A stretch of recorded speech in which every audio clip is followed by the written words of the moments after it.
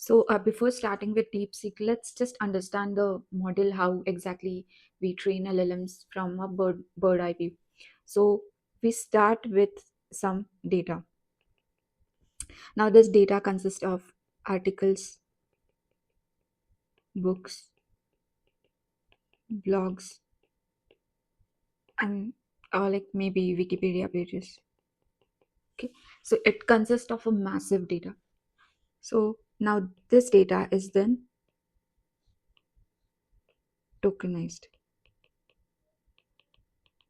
So here we convert the uh, data into words, and then we convert these words into vectors. So there are many ways to convert it and do the encoding, like BP, which stands for byte pair encoding. So till now what we did is we took the massive data and processed it to for the training. Okay, so in the processing we converted that data into words, and then those words we converted into vectors. Now that data you will uh, have some model architecture defined.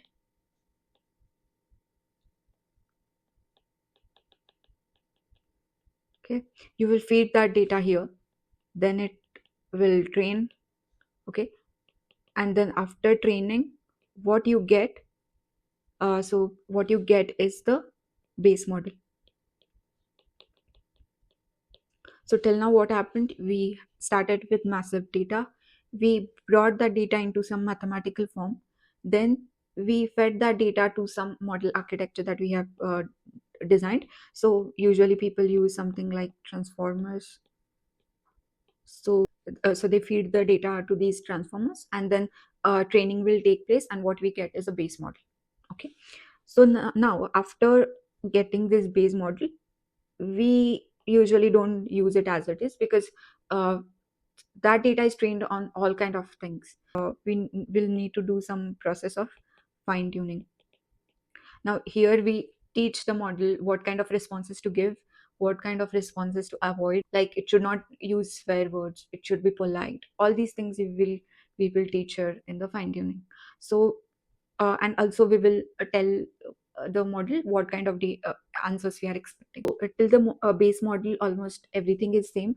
It's same as GPT. Like we take the data, we bring it into some mathematical format, and then we train that data using unsupervised learning, where we force the data to, like, we force the model to learn the patterns, understand.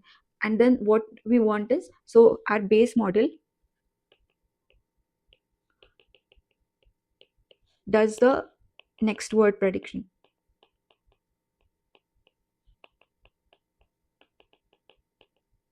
That means if I give the word sun, it will give me the next word as rise, because they are, it's more likely that sun rise or something related to that. So it just predict the next word. Okay, so that is what the next model, so that is what the base model we have trained on. So the base model basically will generate the next word. But how it does is it predicts the probability for each word that we have trained the model on, and then it selects the word which has maximum probability. Okay, so now as we have understood how the base model works, so from here what they did is,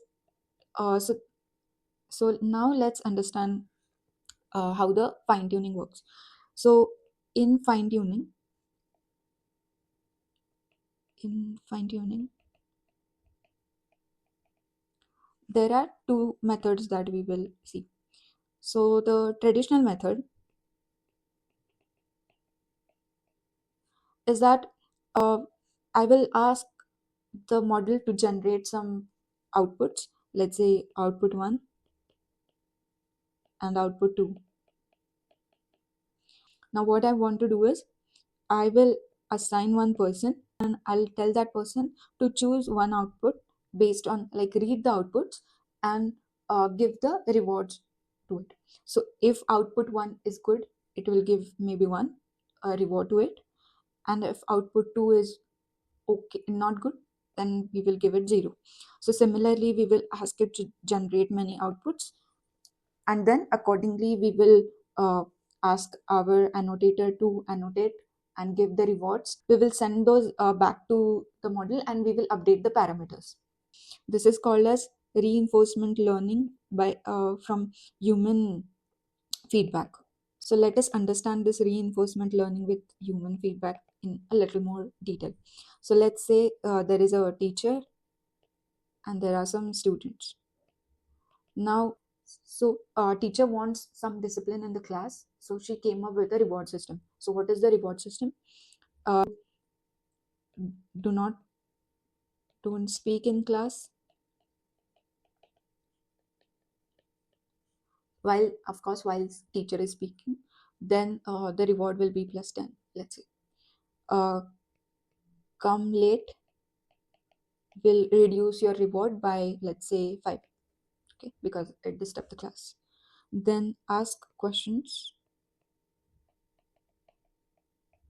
this will give reward of some, let's say, plus 2, okay. And then what I'll okay, do homework,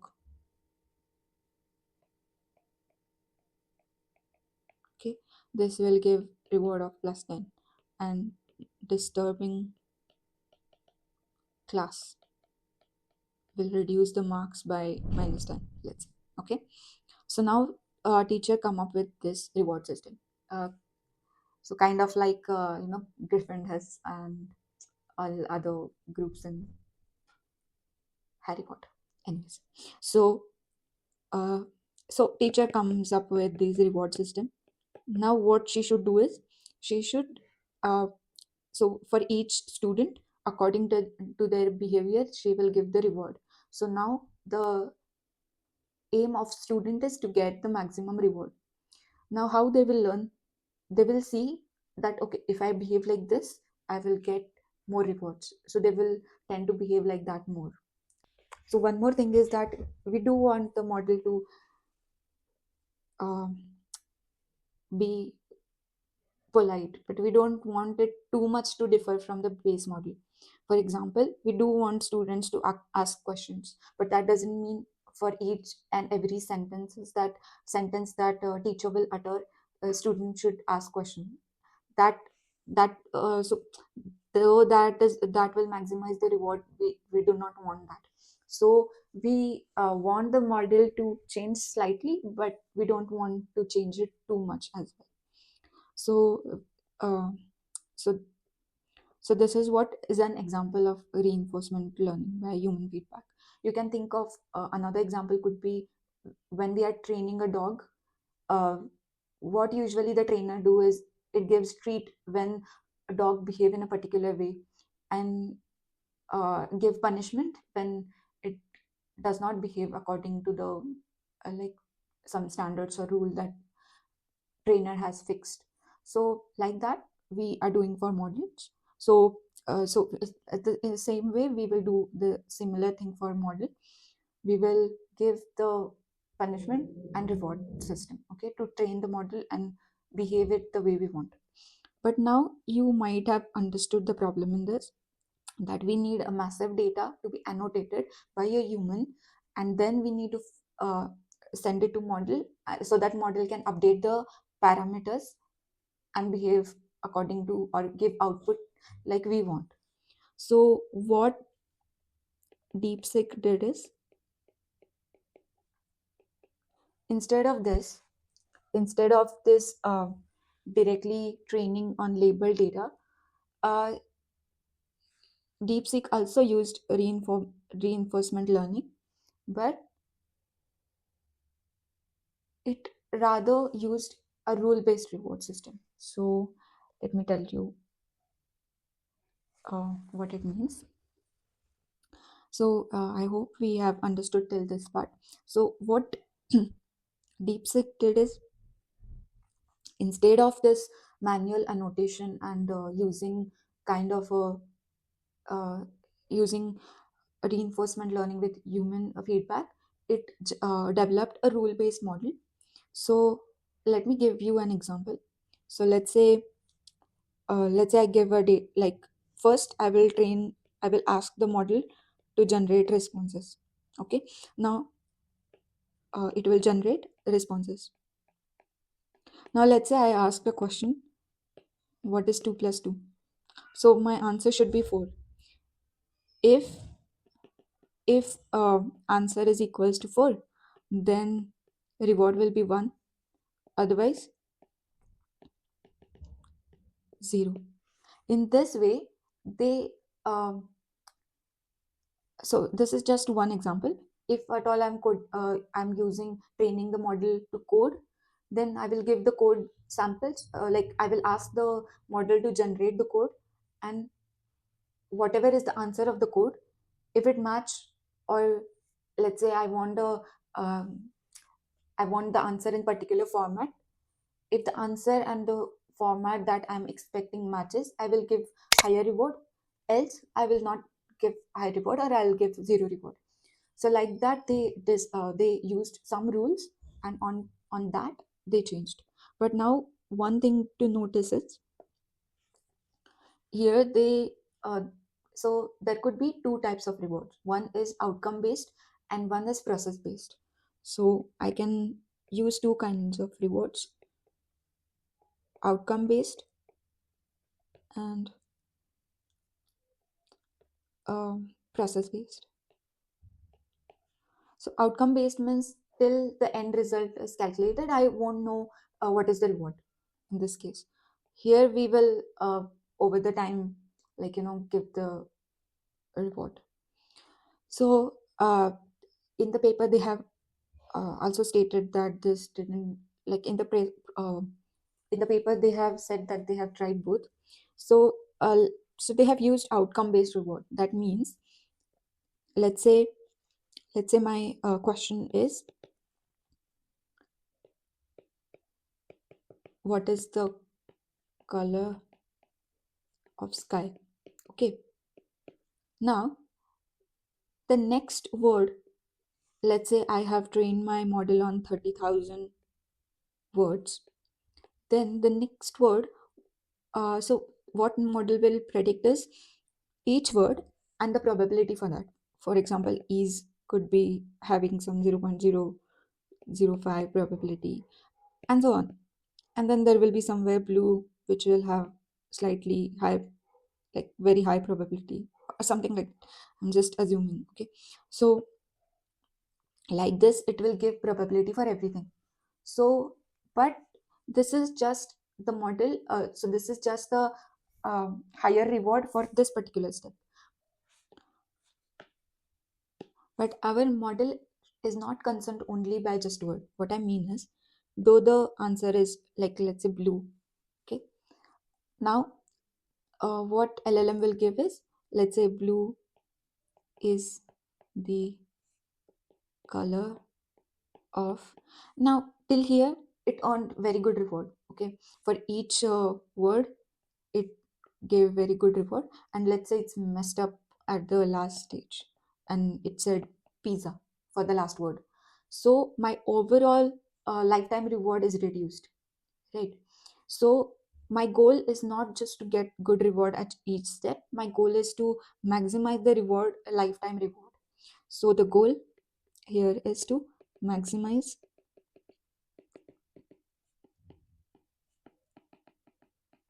time reward. So how did they achieve it? It is this. So for each question, you predict all possible combinations, calculate the reward for it, and then feed it back to the. So let me write it. For each question, do the predict, get the answer, calculate reward. So you will get here reward for each, and whichever is the best reward, so accordingly you modify the model. So give this feedback to the model, and then again do the iterative process. But as you might have guessed already, it is tremendously huge task, because think about it, like let's say I have 30,000 words, and I'm not even saying that it's just 10 words, like it could be a long text. So if that is the case, then there would be so many possibilities. So what they did is they took the sample size. So they generated all the outputs. They created some samples, and based on the sample, they calculated the reward and then trained the model again and again. So here, what happened is, so I'll just try to do the overview. So in earlier case, till base model, everything is same. But in case of fine tuning, what we were doing is we were using human annotated data to improvise the model. What DeepSeek did is they didn't care about, like, that in this model you don't need to need human intervention. You just have a rules or some set of rules, and based on the rule, we will calculate the reports, and whatever is the reward, according to, we will update the parameters. So we have the question, we have the model, we will like ask the question to the model, then we will, okay, sorry, the sequence is messed up. So we will have a question, we will ask that to the model. Model will generate an answer. This answer will give us some reward. Based on this reward, we will update the parameters in the update parameters for the model. Now there is another thing that they did. So another thing is that even for the updating model, usually use neural network, but instead of neural network, they used rule based system. So this, what is the like another another advantage of rule based system is there is no bias. There will not be any prejudice. So if 2 plus 2 is equals to 5, it will definitely give it a very bad reward. So there is no prejudice or anything like that. So because in neural networks there would be prejudice for, like, when it is training on its own. So there is no need here to do the supervised learning. It just do the self improvement. And so neural network is kind of have bias, so it rules out all that possibility. So there is another thing that they have used, and which is very interesting. uh, so they have used the concept of distillation. I will just explain it in simple way. So now, as we saw, we have base model. We had base model over there, which is trained on large data, right? This base model was trained on large data. But what if we have a small data? Then it will lead to a smaller model, right? So in order to transfer the capacities of this big model to the small model, they did something very interesting. So what they did is they fine-tuned the model, this large model, and then they uh, took the outputs. But instead of just taking outputs, they also took output plus probability distribution for entire all the outputs. Okay, and they asked the small model to, I'm so sorry for this. Okay, so what they did is they uh, took the base model, which is trained on the large data.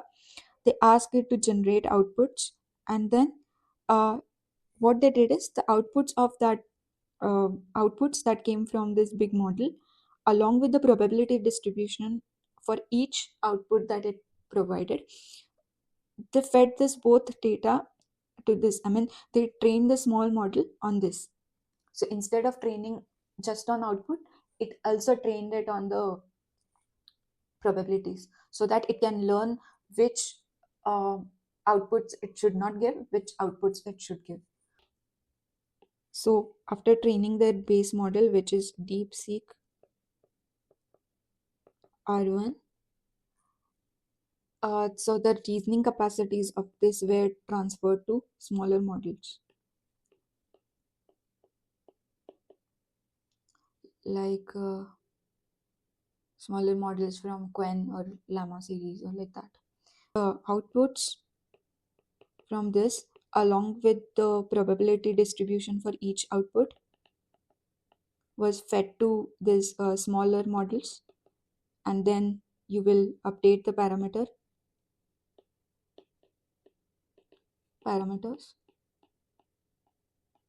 so that these small models can also be also have the capacities of this base model that was trained on very large data.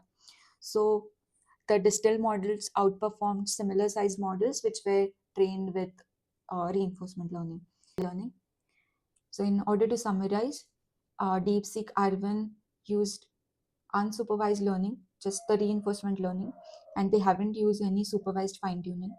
They used rule based system instead of neural networks to update the parameters. And then um, another thing is that distillation, where they use the outputs and probabilities generated by the large language models to train this and update the parameters on small language models. So small language models performed equally good as the big ones. So that is kind of summary. I hope you might have got value from it. Thank you.